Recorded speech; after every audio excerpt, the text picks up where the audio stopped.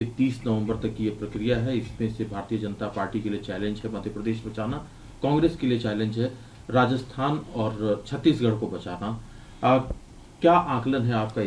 देखिए, मैं जाहिर है कि चुनाव में मतदाता तय करेंगे उन्हीं के ऊपर सब कुछ दारोमदार होता है, वो तय करते हैं।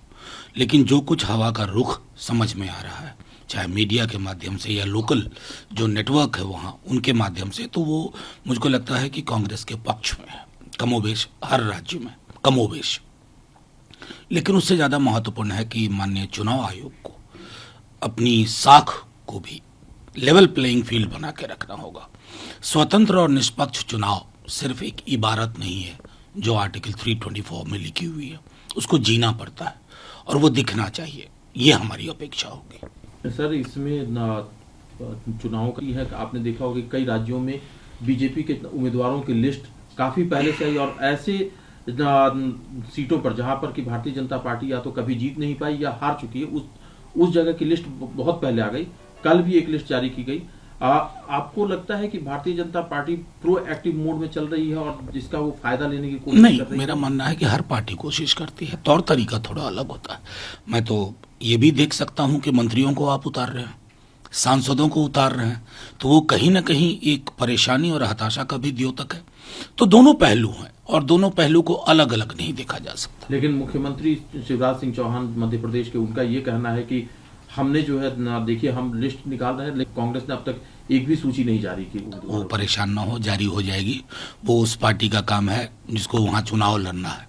शिवराज सिंह जी तो बहरहाल यही चिंता करें, क्योंकि अब वो कई दफ़ा जिस तरह के बयान दे रहे हैं उससे आसन्न संकट दिखता है। सर, एक चीज और इस लिस्ट को, कल जो लिस्ट जारी हुई राजस्थान को लेकर के, वसुंधरा राजे से लॉयलिस्ट है, उनको टिकट नहीं दिया गया है। पहली लिस्ट जो आई है उसमें उनको टिकट नहीं दिया। तो आपको लग रहा, क्या आपका ये आकलन है कि वसुंधरा राजे की जमीन भारतीय जनता पार्टी में कहीं ना कहीं खिसक रही है? देखिए, मैं वसुंधरा जी को जानता हूँ, मतलब उनकी पॉलिटिक्स को मैंने बहुत करीब से देखा है। बीजेपी के लिए अभी भी पोस्ट वसुंधरा राजस्थान की कल्पना करना मैं समझता हूं संभव नहीं है। वो कोशिश में है, केंद्रीय नेतृत्व को भी शायद कहीं ना कहीं कुछ चुनौती का आभास होता है, लेकिन जितनी हमारी समझ है, वसुंधरा जी के बगैर अगर राजस्थान को वो जीतने की कल्पना करते हैं तो उसमें बहुत सारे क्षण ऐसे आएंगे कि उन्हें पुनर्विचार करना पड़ सकता है। सर, कांग्रेस वर्किंग कमेटी में एक जो निर्णय है, राजस्थान है, छत्तीसगढ़, हालांकि राजस्थान और छत्तीसगढ़ में तो अब चुनाव की तारीखों का ऐलान हो गया। हिमाचल प्रदेश की कास्ट बेस्ड सेंसस बिहार की तर्ज पर वहां भी कराया जाएगा, इस पर सहमति बन गई है। आपको लगता है कि जो आने वाले विधानसभा चुनाव हैं उसमें इसका कुछ फायदा मिल पाएगा? मैं कास्ट सेंसस को चुनाव के नजरिए से देख करके इसकी तौहीन नहीं करना चाहता, मैं इसको तुच्छ नहीं बनाना चाहता। इसका बहुत बड़ा मेयार है, इसको आप चुनाव तक ना लाएं।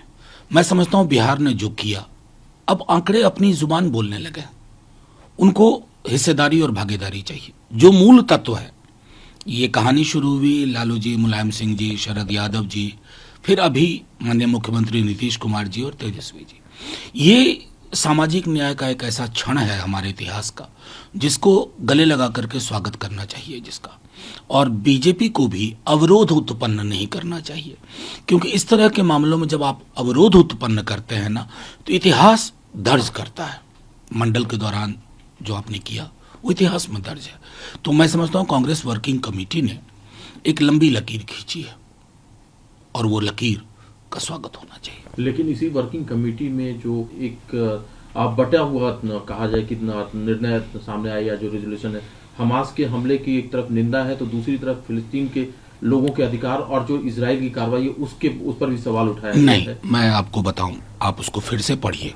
मैंने पढ़ा था और हमारी ओर से मैंने जो प्रतिक्रिया दी थी कि कंडमनेशन हर उस एक्ट का होना चाहिए जो बर्बर है, चाहे हमास की ओर से हो और इजरायली फोर्सेस की ओर से हो।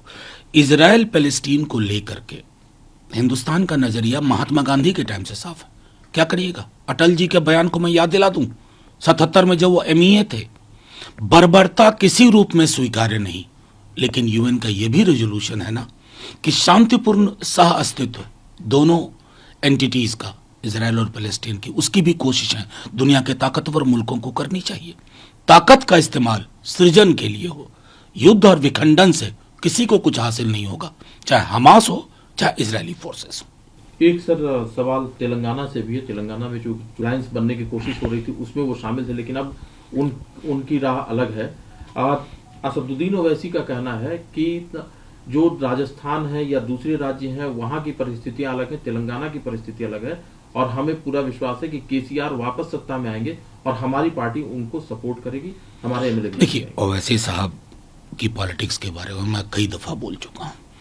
ओवैसी साहब अगर शांत मन से बैठ करके ये तय करें कि उनकी राजनीति की दिशा किधर जाती है, किसको फायदा होता है, अगर स्वच्छ मन से, साफ मन से अगर वो करें, तो वो भी समझेंगे कि अभी वो क्यों पपेट से बनते जा रहे हैं। सर एक आखिरी सवाल है सर, आम आदमी पार्टी के एक और नेता दफ्तर जो भी हैं वहां पर ईडी की रेड आज सुबह से चल रही है और ये नाम है अमानतुल्लाह खान का, क्या कहना है? देखिए, ओखला के विधायक हैं और मैंने पहले ही कह दिया था कि आज से लेकर के अप्रैल मई जब चुनाव संभावित है, कोई दिन ऐसा नहीं जाएगा कि आप एक सवाल ईडी, आईटी और सीबीआई की रेड पे ना पूछेंगे, और कोई दिन ऐसा ना जाएगा कि जब मैं प्रतिक्रिया ना दूं। क्यों ईडी कहूं, क्यों आईटी कहूं, क्यों सीबीआई कहूं, क्यों एजेंसीज की रेड कहूं? ये तो सीधे सत्ता शीर्ष पर जो दो लोग हैं वो पॉलिटिकल अपोनेंट्स को कमजोर करने के लिए, उनको उलझाने के लिए, ये उनका अब बहुत ही नैसर्गिक उपकरण बन चुका है।